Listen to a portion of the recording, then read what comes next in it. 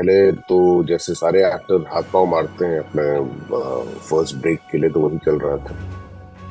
But then I personally feel कि वो जो आप अपने पहले ब्रेक की जब तलाश में होते हैं, तो वो कोई स्ट्रगल नहीं है। मेंटली चैलेंज लड़के का रोल प्ले करना एक उस वक्त के हिसाब से बहुत ही एक्सपेरिमेंटल रोल था। We understand. बट वो रोल को अप्रोच करना कैमरा के सामने एक क्योंकि एक सीन मुझे याद है वरुण कि जहाँ पे आपके को आर्टिस्ट आपके बाल बना रहे हैं और आप बोल रहे हैं कि मेरे में ये ब्यूटीफुल लगता है, बहुत ये ऐसे में बहुत ब्यूटीफुल लगता हूँ। वो छोटा सा सीन था, लेकिन वो सीन बहुत लोगों का दिल छू लिया था।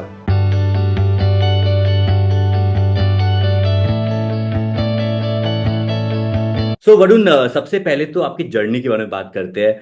एक लड़का दिल्ली सरोजनी नगर से निकल के बॉम्बे आता है और बॉम्बे आके टीवी इंडस्ट्री का बहुत बड़ा नाम बन जाता है। वो जर्नी के बारे में थोड़ा सा आप विस्तार से बताइए कि वो जर्नी कैसा रहा, कितना स्ट्रगल रहा। सबसे पहले तो मेरी लाइफ जर्नी सरोजनी नगर से शुरू हुई है। मैं पैदा वहां पे हुआ था। और उसके बाद पिताजी जो है वो नॉर्दर्न इंडिया पत्रिका में काम करने के लिए इलाहाबाद चले गए, तो 3 साल वहां कटे। फिर वहां से वापस आने के बाद ग्रीन पार्क में रहा।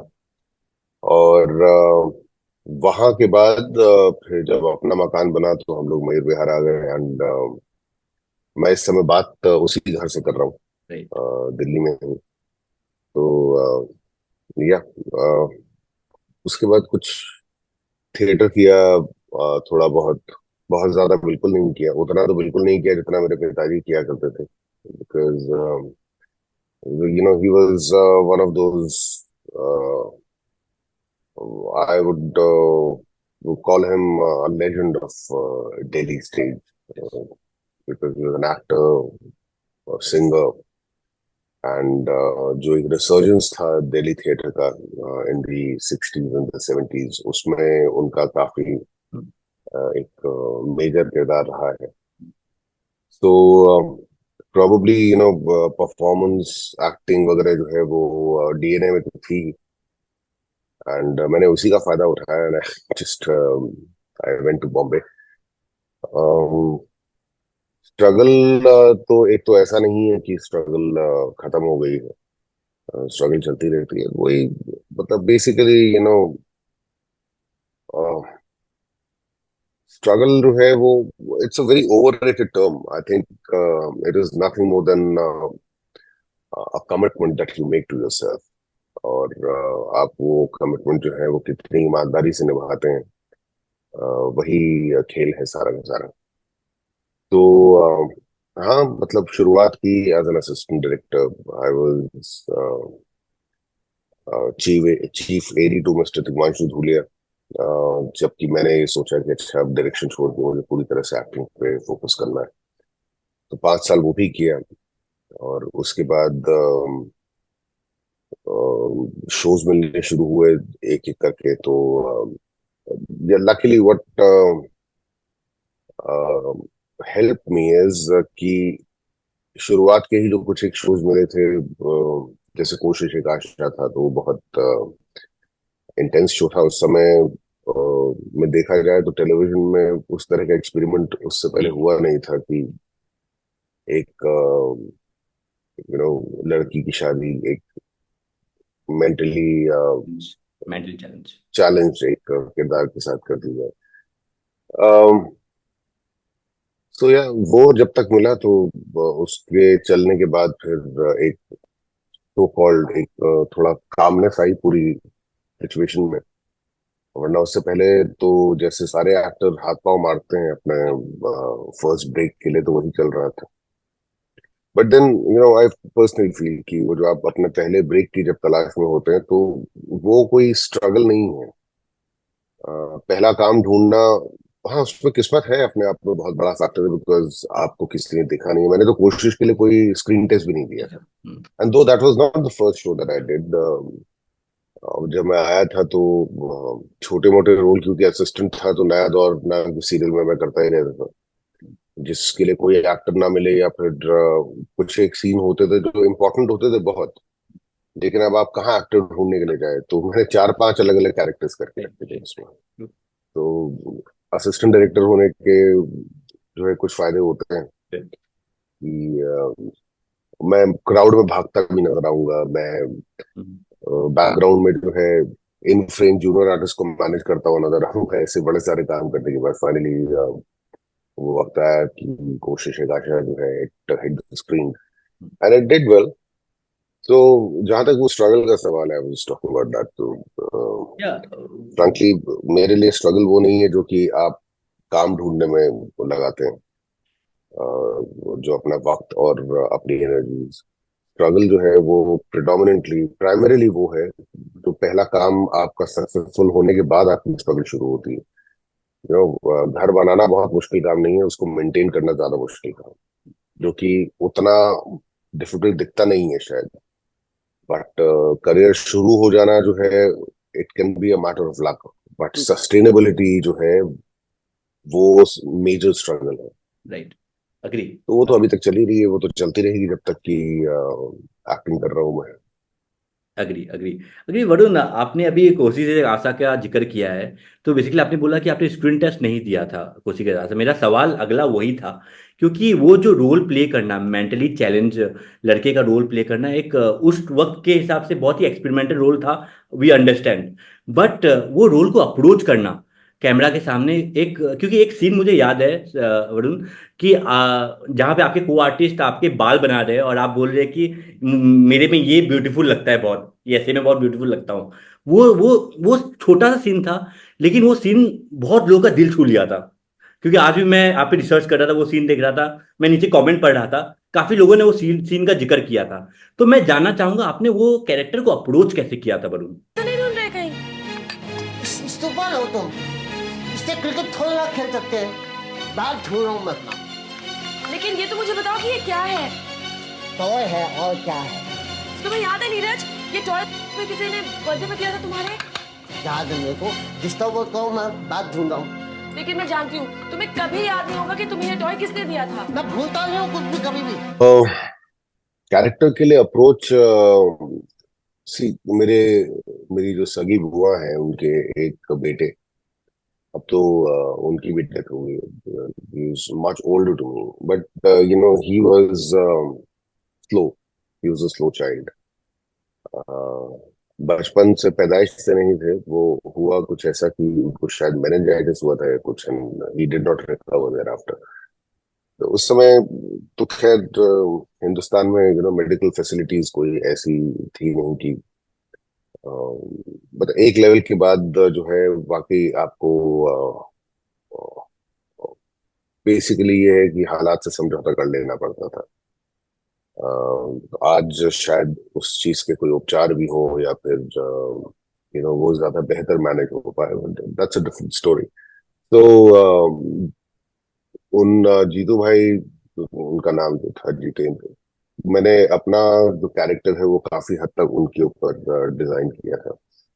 उनकी स्पीच समझ में सब कुछ आता था, बट हल्का सा एक कहा जाए कि उसमें वो क्लैरिटी बहुत ज्यादा नहीं थी, और उसके ऊपर से एनर्जी बहुत थी, लेकिन उसको एक्सपेंड कैसे करना है ये उनको नहीं समझ में आता था।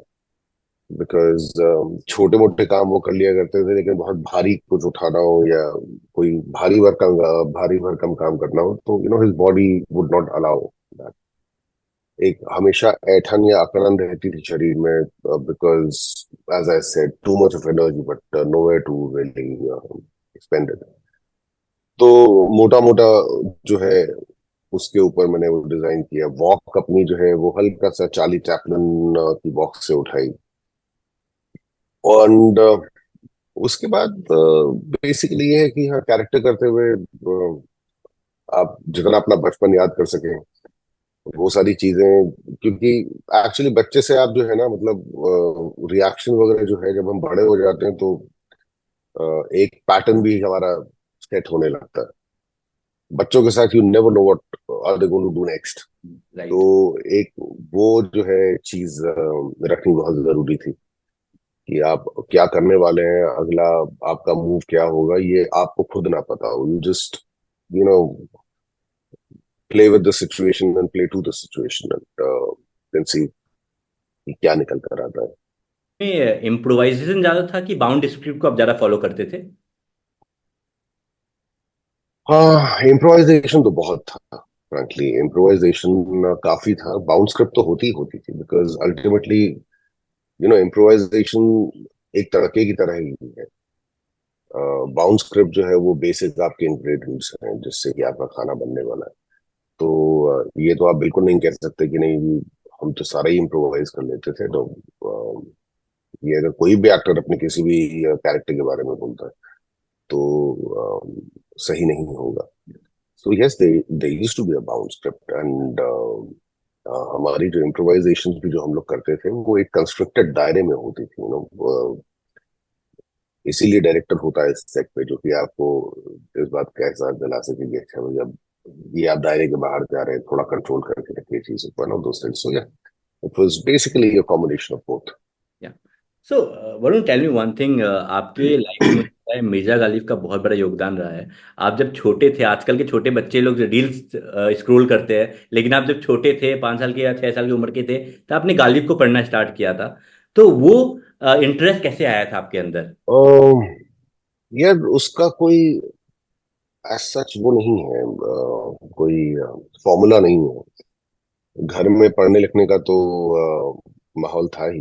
इनफैक्ट मैं यहाँ पे बैठ के ये अभी इंटरव्यू कर रहा हूँ, मैंने पहले सोचा था कि मैं अपनी लाइब्रेरी में करूंगा। आई वाज जस्ट थिंकिंग कि कहाँ पे बिना लाइट जलाए नेचुरल लाइट पे हम लोग कर रहे हैं। So I still have a library which is big enough, जिसको कि मैं अनफॉर्चुनेटली बम्बई नहीं लेके जा सकता, क्योंकि बम्बई में मेरे पास जगह ही नहीं है उतनी किताबें रखने की। तो हमारे यहाँ पे हर साल 2 साल में जो है ना, कुछ किताबें जो कि which were just one time read, वो निकाल दी जाती थी। उस समय कबाड़ में वो जाती थी किताबें, वहां से वो कभी कभी लाइब्रेरीज तक पहुंच जाती थी।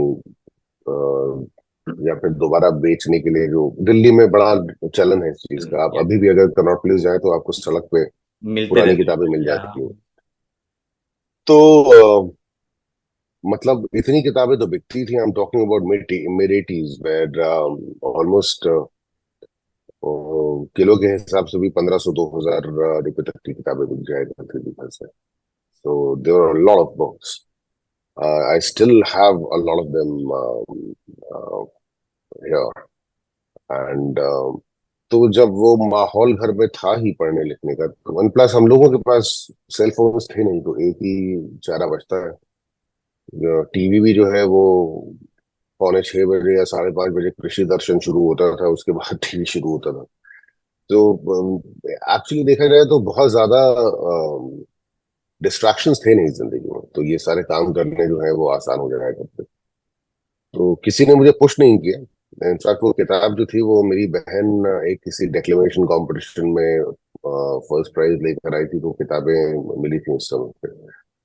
एंड अब मुझे नहीं पता स्कूल्स में क्या होता है, बट डेक्लेमेशन कॉम्पिटिशन्स वगैरह में उस समय पे फर्स्ट प्राइज में आपको या सेकंड प्राइज में जितने प्राइजेस होते थे, किताबें ही दी जाती थी। ऐसा नहीं है कि कोई आपको जो है, मतलब कोई कप या शील्ड पकड़ाना चाहे तो उसमें कोई परेशानी नहीं थी, बट हाँ, किताब जरूर होती थी। तो वैसे ही वो किताब घर में पहुंची थी, वो आज तक पड़ी हुई है ऊपर, रखी हुई है अभी तक। एंड हालांकि गालिब का मेरे पास पूरा दीवान है, लेकिन वो किताब आज तक है घर पे, जिससे कि कहा जाए तो इब्तिदा हुई थी इस सारे काम की। तो हाँ, यही था कि पढ़ी हुई थी किताब, मैंने उसको पढ़ना शुरू किया। and कुछ एक उसके जब शेर पढ़े तो उम्र तो बहुत ही छोटी थी मेरी। Clearly remember I was in the fifth standard at that time, but it's nothing more than I think I just rather the whole thought, जितना भी मुझे उस एज में समझ में आया, it resonated very strongly. आपको लगता है कि कलाकार बनने के लिए आपको पढ़ना बहुत ज़रूरी है, आपको हर चीज़ के बारे में ज्ञान होना बहुत ज़रूरी है? क्योंकि हाल ही में मैंने एक एक्टर का इंटरव्यू लिया था, उन्होंने बोला था कि मैं इतना पढ़ा लिखा नहीं हूँ और मुझे लगा कि मुझे एक्टर बनना है तो पढ़ने की इतनी ज़रूरत नहीं है। मैंने काउंटर भी किया था उनके उस जवाब को लेकर, तो उनके अलग जवाब था। बट मैं आपसे जानना चाहूँगा कि पढ़ना कितना ज़रूरी है अगर आप एक कलाकार बनना चाहते हो तो? एक मैसेज जाता है। तो इसका ये जो आपने सवाल पूछा है ना, इसका जवाब थोड़ा डीप रूटेड है। वो इसलिए कि हमारे यहाँ पे पढ़ने को जो है ना, सीधा सीधा हम लोग एजुकेशन से रिलेट करते हैं। There is a big difference between education and knowledge. Unfortunately हमें जो स्कूलों में पढ़ाया जाता है, हमें सिर्फ एजुकेट करने की कोशिश की जाती है। और अगर आप देखेंगे तो एक समय के बाद आपको समझ में आना शुरू होगा there is a certain pattern to that education.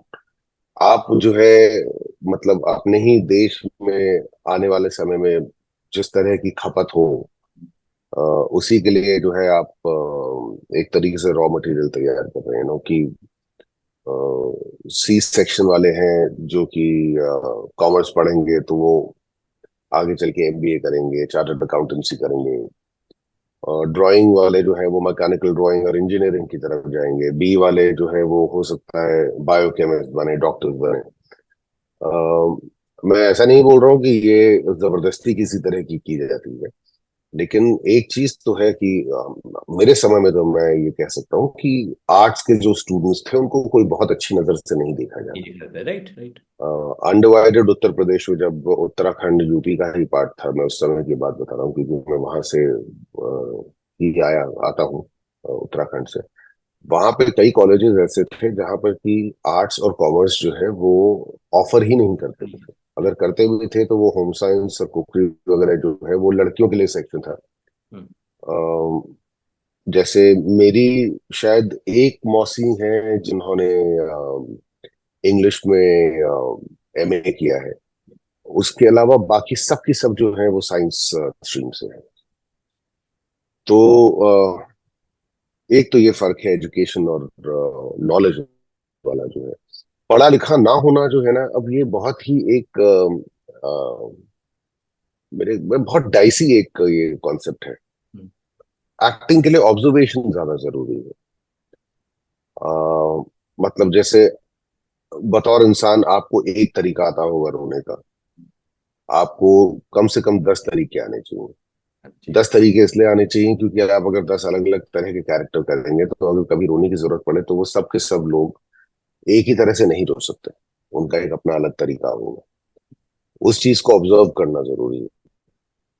आप जितना देखेंगे लोगों को, तो an actor has to be very sensitive on so many levels. जहां तक इस नॉलेज की बात है, पढ़ना जरूरी इसलिए हो जाता है क्योंकि आपका भाषा के ऊपर अधिकार जो है वो तभी कायम हो पाएगा जब आप पढ़ेंगे। कई लोग होते हैं जिनको कि सुनने का शौक है। ठीक है, आप सुनिए, आप अलग अलग लोगों को सुनिए, आप तरह तरह के डिस्कोर्सेस सुनिए। अब तो यूट्यूब पे इतना सब कुछ अवेलेबल है। अब आप ऑडियो बुक सुन सकते हैं। तो पढ़ने से मुराद ये है कि आप जितना ज्ञान बटोर सकते हैं वो बटोरने की कोशिश करें। अगर आपको लिखित पन्ने नहीं समझ में आते हैं देन ऑडियो बुक्स सुनिए, जो कुछ भी करें। ये है कि बेसिकली आपका जो ज्ञान का भंडार है वो किसी भी तरीके से रिक्त नहीं होना चाहिए, वो भरते रहना चाहिए। And you need to replenish it. वो बहुत जल्दी खाली होता है। तो ये कहना कि मुझे एक्टर बनना था तो मुझे लगा कि पढ़ने की जरूरत नहीं है, ये इस तरह से तो बिल्कुल गलत होगा कि देखिए, जो बांसुरी बजाता है कलाकार, जो तबला बजाता है, वो दिन में 8 8 10 10 घंटे प्रैक्टिस करते हैं। एक एक्टिंग ऐसी फील्ड है जहां पर कि बेसिकली देखा जाए तो एक्टर किसी भी तरीके की कोई प्रैक्टिस तो करता ही नहीं है। नहीं करते। हम्म। आप सुबह उठते हैं, अपने शूट पे निकल जाते हैं, जो होती है लाइनें, वो एक बेसिक स्तर हो गया। अगर अपने परफॉर्मेंस को एक लेवल ऊपर लेकर जाना है आपको, तो जरूरी है कि आपके पास वो नॉलेज हो। उसके लिए पढ़ना जरूरी है, उसके लिए लोगों को देखना जरूरी है, उसके लिए अपने आप को एक लेवल पे बहुत सेंसिटिव रखना जरूरी है कि आप स्पंज की तरह हो कि तरह तरह की चीजें जो है आप ऑब्जर्व कर पाए, उसके बाद जब जरूरत पड़े तो उसका इस्तेमाल कर पाए। तो आप पढ़ नहीं रहे हैं वो मुझे समझ में आता है, लेकिन देखिए क्या है, हिंदी सिनेमा में आप काम करना चाहते हैं और आपका अगर भाषा का ज्ञान अधूरा है, आप हिंदी बोल नहीं सकते ढंग से, आप हिंदी लिख नहीं सकते, आप हिंदी पढ़ नहीं सकते। अरे मैंने बहुत सारे एक्टर देखे हैं या। जिनको कि अगर आप डायलॉग्स की हिंदी स्क्रिप्ट पकड़ा दें तो वो नहीं पढ़ पाते हैं। which I think is, मतलब it is blasphemy of the highest order. ये इसमें तो किसी भी तरह का कोई कॉम्प्रोमाइज होना ही नहीं चाहिए कि आप हिंदी फिल्म, मतलब ऐसे भी होता है कि लोग एक्टर्स जो है वो साउथ इंडियन फिल्म करने जाते हैं तो वो पूरी लैंग्वेज नहीं सीख लेते, बट ये तो प्राइमरी लैंग्वेज है आपकी इंडस्ट्री की भाई। कोई एक हैदराबाद में रहा हुआ लड़का या लड़की अगर वहां पे तेलुगु फिल्म में काम कर रहा है और उसके बाद बोले कि मुझे तो इस भाषा का कुछ अता पता ही नहीं है, तो फिर मेरे ख्याल से ये उसके लिए भी उतना ही बड़ा पाप होगा। हम्म। तो पढ़ना इसलिए जरूरी है कि पढ़ने से होता क्या है, आपको नए नए थॉट्स आते हैं, आप नई सिचुएशंस के बारे में पढ़ते हैं, आप राइटर्स, मतलब सोशल सिचुएशन जो है वो अम, बंगाल की अलग है, यूपी की अलग है, वहां के राइटर ने जो लिखा है और यूपी के राइटर ने जो लिखा है वो एक ही चीज को हो सकता है दो अलग अलग पैमानों से उसको जज करें। इन सब चीजों के बारे में जानना बहुत जरूरी है। तो ये जो पढ़ना जो है वो यही है कि या तो आप वहां पे जाके रहें और सीखें, या फिर आप पॉडकास्ट सुने, या फिर आप तो वीडियोस देखें, जो कुछ करें। नॉलेज जो है वो सिर्फ रिटन वर्ड में नहीं है, ऐसा मेरा मानना है।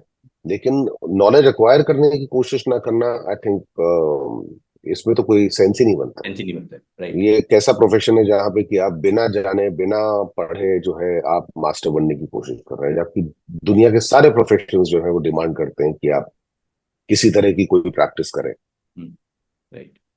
But Varun, tell me one thing, आपने इरफान खान को बहुत ही क्लोजली ऑब्जर्व किया है, आपने देखा है उनको काम करते, तो उनका एक्टिंग अप्रोच कैसा था जो वो इतने ऊपर तक पहुंचे, इतना अच्छा एक्टिंग करते, क्योंकि उनका जब स्क्रीन में आते हैं एक छाप छोड़ के चले जाते हैं, तो उनका क्या एक्टिंग में अलग था, वो क्या करते थे? वो वही करते थे जो किसी एक अच्छे एक्टर को करना चाहिए। ऑब्जर्वेशन बहुत कमाल की थी। अ, और मैं बहुत ज्यादा इसलिए भी रिलेट कर सकता हूँ क्योंकि मैं और इरफान भाई दोनों 7 नंबर हैं, 7 जनवरी की पैदाइश है। तो his process was more internalised. तो परफॉर्म करते हुए जो है ना, मतलब एक समय ऐसा आता था जहां पर कि आपको समझ आ जाता था कि अच्छा अभी इरफान भाई से बात नहीं करनी, now he is in that zone, he may not be switched on hmm. But he is definitely now working towards the shot. तो तो एंड प्लस उसके ऊपर से वही कि एक ही चीज को करने के आम एक्टर के पास अगर लेट्स से 4 या 5 तरीके होते हैं तो उनके पास उससे ज्यादा थे। कौन सा इमोशन उसको किस तरीके से प्ले आउट करना है, उसको कितना पुश करना है, कितना रिस्ट्रेन रखना है, बहुत सारी चीजें होती हैं। सी अल्टीमेटली ये है कि वो ये दो तबला बजाने वाले हैं, उसमें से मतलब अगर आप पंडित कृष्ण महाराज जी की बात करें और साथ में जाकिर की बात करें तो आप क्या कहेंगे कि दोनों में से बेहतर कौन है? अगर आपने सुना ही नहीं है दोनों को, सिर्फ एक जाकिर खुदा को सुना है, और आप बोले कि नहीं यार पंडित किशन महाराज ऐसा क्या बजाते हो, तो फिर आपको उनको सुनना जरूरी है, because he was God himself. यार, मतलब उनकी तो छोड़िए, अल्लाह रखा खास साहब जो उनके पिताजी हैं जाकिर साहब के, तो अलग अलग स्टाइल्स होते हैं कभी कभी, and you take to a particular style. कभी कभी ऐसा होता है कि 3 बेहतरीन एक्टर्स में से आपको एक पसंद आता है क्योंकि वो रेजोनेट करता है उसका तरीका परफॉर्म करने का। तो इरफान भाई के अंदर ये चीज थी दैट उस एक चीज को करने के उसके पास मल्टीपल ऑप्शंस थे, एंड उसमें से कौन सा सुर किधर लगाना है और उसके बाद कहाँ पे सीन को फ्लिप कर देना है, ये बहुत लोगों को समझ में नहीं आता कि चलता हुआ सीन एक पेस पे चल रहा है, एक सुर पे चल रहा है, और आप एकदम से सुर चेंज कर देते हैं उसका। दैट एलिमेंट ऑफ सरप्राइज वो हमेशा सीन्स में होता ही होता है। Thank you so much Varun ji, joining, and बहुत अच्छा लगा आपसे बात करके, thank you so much. Thank you. Thank you.